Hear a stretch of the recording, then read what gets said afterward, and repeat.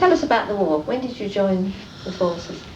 In 1942, when I was 18, I went to a place called Formby, near Southport. The regiment was called the Kings Regiment.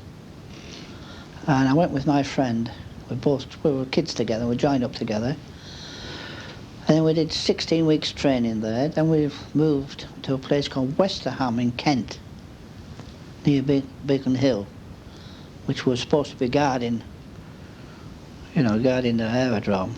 We had rifles with nothing else, so anybody come, we couldn't have done anything because we had no ammunition.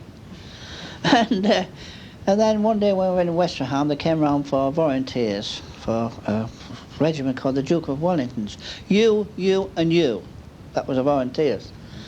And we joined them in late 1942.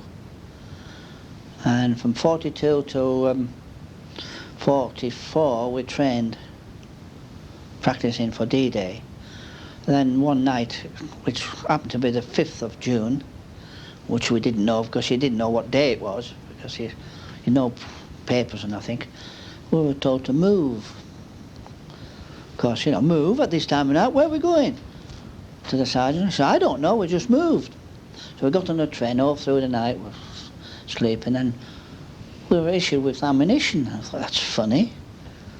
And when we got there next morning, looked around, it was from Eindhoven. Didn't dream it was D-Day. And we thought it was just an exercise. We got on these boats, you see, and went out to sea, and thought, this is funny.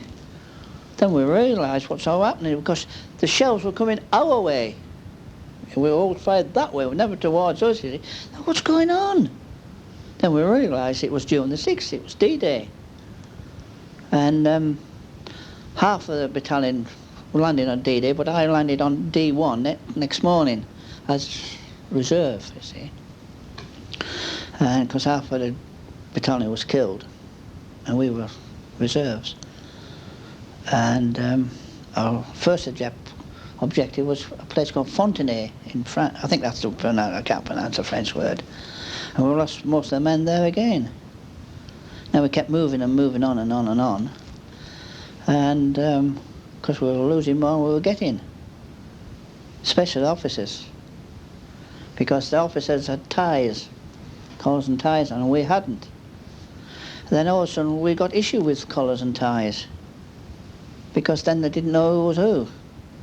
Well, we knew because we knew them, but the officers all wore brown boots, and we had black boots, they had brown boots. So we all had collars and ties.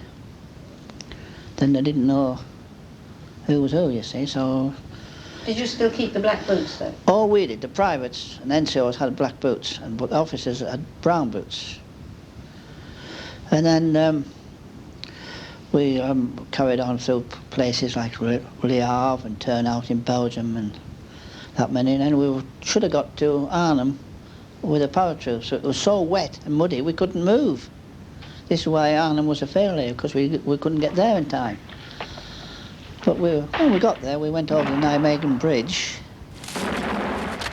and we were there about 3 months guarding the bridge, which was very easy because we had no casualties either, you see. Only when we went out, it was the trouble.